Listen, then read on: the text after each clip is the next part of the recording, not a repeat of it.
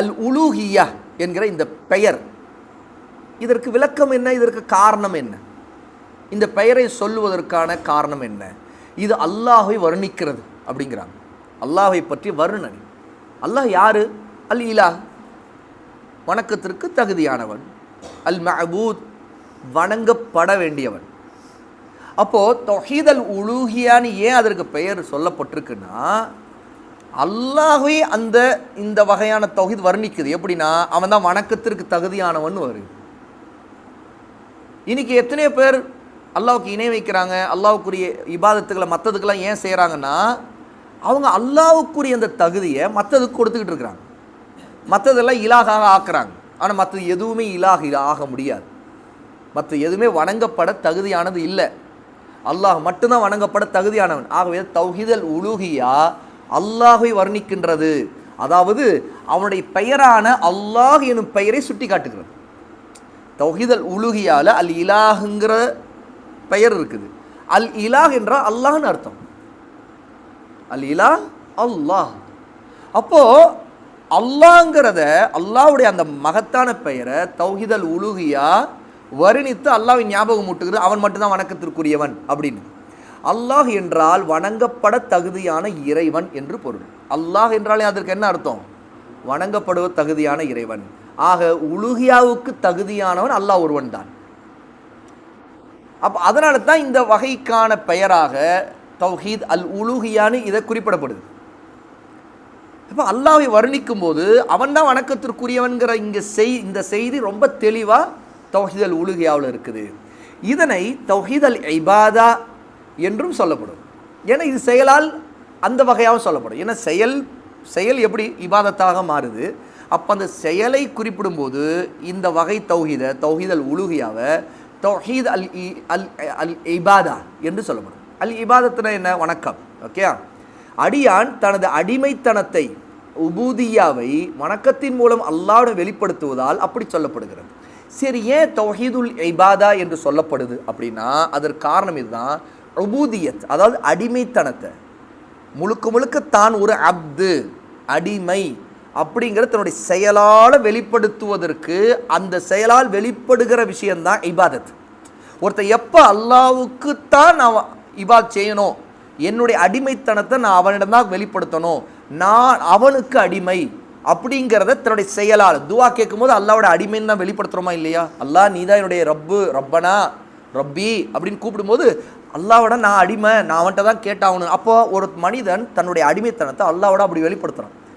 துவாவில் மட்டும் இல்லை, எல்லா நேரத்திலையும் வெளிப்படுத்தணும் அல்லாவுக்கு முன்னாடி. ஆகவே தான் எல்லா நேரத்திலையும் நம்ம அல்லாவுடைய அடிமைனே இருக்கணும், வாழணும். எப்போ ஒரு மனிதன் இதை விட்டு வெளியே போகிறான் அப்படின்னா, பெருமை அடிக்கும் போது வெளியே போயிடுறான்.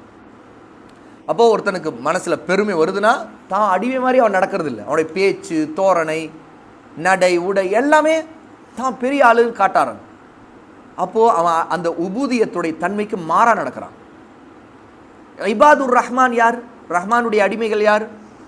அவங்களுடைய பண்பு எப்படி இருக்கும்?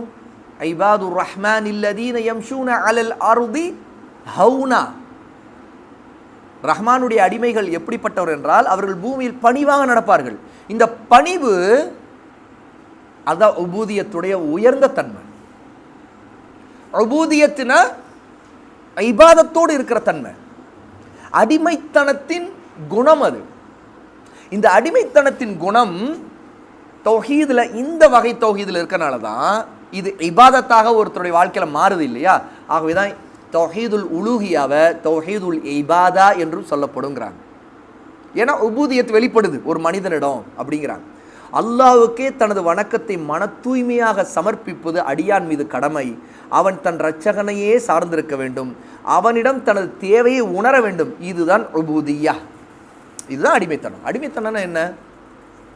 ஒரு எஜமானன் இருக்கிறான், மாஸ்டர், அவனுக்கு ஒரு அடிமை ஸ்லேவ் இருக்கிறான், சர்வெண்ட், ஸ்லேவ். எப்பவுமே தான் எஜமானை தான் கேட்டு எதையும் செய்யணும்னு நினைப்பான். வேறு வழி இல்லை அவனுக்கு, அவன் வேறு எதுவுமே செய்ய முடியாது. எஜமானை தாண்டி எங்கேயும் போக முடியாது. எஜமான் சொல்கிறதான் செய்யணும், மாஸ்டர் சொல்கிறபடி கேட்கணும். அப்போது அந்த இடத்துல மனிதனுக்கு அடிமையாக இருக்கும்போது கூட சாதாரண அடிமை, ஒரு மனித உலக வாழ்க்கையில் உள்ள அடிமைத்தனம் தான், சரியா?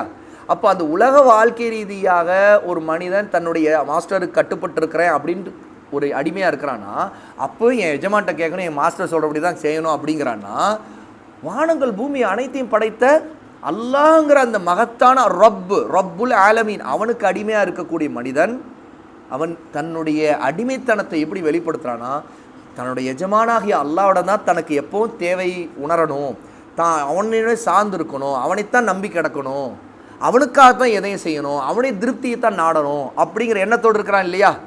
இதுக்கு பேர் தான் உபூதியத். நம்முடைய வாழ்க்கையில் உபூதியத் எப்போ வரும்னா இப்படி தான் வரும். நம்ம தௌஹீதுல் உலூஹியாவை புரிஞ்சுக்கலன்னு வைங்க, உபூதியத்தே நம்முடைய வாழ்க்கையில் இருக்காது. ஒருத்தர் வந்து நான் தொழும்போது தொழுவார், ஆனால் அவருடைய வாழ்க்கையில் உபூதியத்து இருக்கா, ஹுஷு வராது, உள்ளச்சம் இருக்காது, பணிவு இருக்காது.